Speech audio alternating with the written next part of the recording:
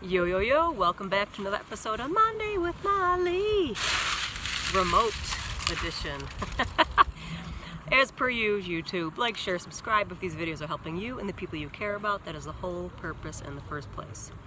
So today's video, the topic is lessons learned from RBG. Lessons learned from RBG. As we know, she just passed away a couple days ago, and again, this is a video, as you know, regardless of anyone's political beliefs. If you liked her stance on things, if you didn't, whatever. Not the point. Because I have mentioned before, my goal is to keep politics off of my channel. I have very strong beliefs too, but I don't choose to use social media to do that.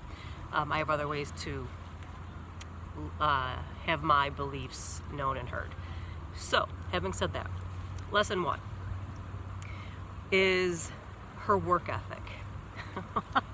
Okay, if you have not seen the documentary RBG, check it out. There's also a movie called On the Basis of Sex, which is because she was big into gender discrimination. That was what it was called at the time, sex discrimination, or you can't discriminate on the basis of sex, and they kind of went into gender. So anyway, both of those, the movie and the doc, excellent. I've seen them multiple times, always learn something new. So her work ethic, like when her and her husband were in law school, it was early on, he had testicular cancer, and while he was getting treatment, she went to some of his classes, she got some of his classmates to go to the classes to take notes, and then while he was recovering, she would type up his notes, write his papers, as well as doing her own while taking care of their firstborn child. So she would work like into the wee hours of the morning, like 2, 3, 4. And she did that really up until the day she died, pretty much. I mean, her work ethic is really well known, like non-stop. So maybe she was trained herself early on, but not only her work ethic of doing the work, but knowing the details and every word, meticulous in her arguments and briefs and dissents. That alone, amazing.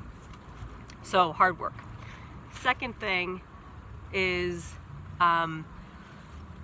she had a really great ability to realize there were different ways to reach your goal. Obviously, what most people think her main thing, which it was helping to end gender discrimination against females. Now, if she just stayed laser focused on that, she would have missed a couple opportunities, because there's an opportunity in both the movie and the documentary about how she took on cases where a male was being discriminated against, because the law was written to benefit women with some help from the federal government based on like a death and taking care of a parent. So that's beyond the point of the actual details of that, but those laws were written to benefit women and discriminate against men, so on the basis of sex, right? That's gender discrimination against men. So she was smart enough to say, well, the bench, the courts which were all men, didn't even know gender discrimination was a thing. They're like, well, this so-called gender discrimination. Like, she had to teach them this is what it was. So she was brilliant, and her team was brilliant to say, well, let's show that there's discrimination against men. They listened. Interesting. So she had other ways to reach her goal. So that's really important, I think, for all of us too. There's more than one way to get it done. And sometimes you have to do roundabout ways instead of always just a direct line. Third thing is having people around you, like your team, your support system, who have your back no matter what. Specifically in her case, is what you learn in these documentaries and movies are her husband and her were married for 56 years. And at a time, she was born in 1933, so you're looking at like 50s, 60s, 70s, 80s, where, the discrimination against women was ridiculous. Women still don't make as much money as men, so it's still going on. But, how are you? But she was at the forefront of it. So her husband was way ahead of his time. He supported her like wild. He loved a strong, smart, driven, successful woman.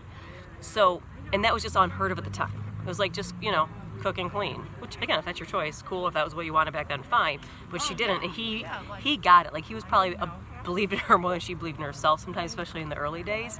So whatever it is for you, the people in your life who support you no matter what, who have your back, will still call you out on your stuff, but you know you have their support. That was really critical for her success. So far, we had hard work, being able to find different ways to reach your goal, having a support system, and the fourth and the last one, which she's also known for, is her dissents. Now, a dissent basically is where, let's say, it was any kind of majority against what her vote was, right? So whatever it could be. And she would then say, so the court would come out the ruling, and then she would put in a dissent, which is her like saying, I don't agree and here's why. And again, it doesn't matter if you agree with her point or not. The point of me sharing the dissent is that's her using her voice. And you have the same opportunity. You get to use your voice if you feel, in any capacity, if you feel wrong, slighted, something's unfair, you felt like you were overlooked for something or someone judged you incorrectly, you have a voice. You are allowed to speak up. You're allowed to speak up on the behalf of other people. You're allowed to speak up on behalf of you.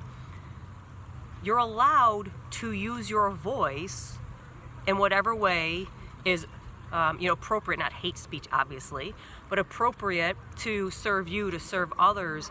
If you feel like you're unheard in a meeting or in a class, and you want to answer the question, or you have an opinion, or you want to stay after the Zoom class to talk to your teacher, or to your parents, or to your boss, or to your coworkers, or to your partner,